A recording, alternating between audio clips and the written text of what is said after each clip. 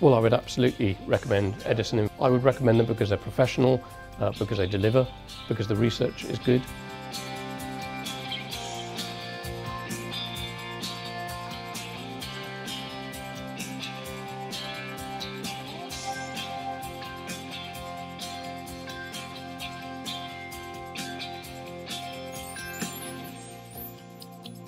It was the way that Edison quickly grasped on the complexities of our industry and our company.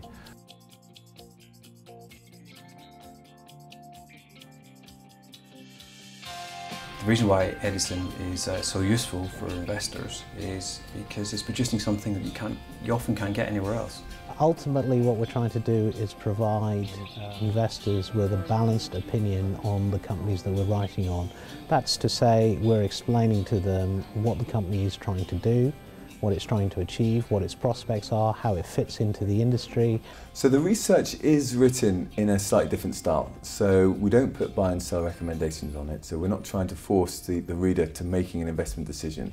We're also able to do much more in-depth fundamental analysis and look at the longer term projections for a company rather than what the short-term news flow is going to be about.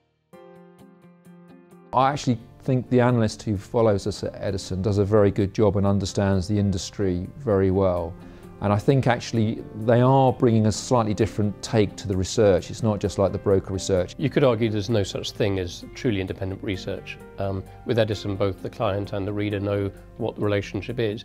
But for anyone who were to sit in some of the discussions I have with the analysts over time, you'll know that they very much have their own views and write about them. But what we find, Edison is a very good specialist. They focus on the issues rather quickly. They've got an excellent analyst that follows oil and gas.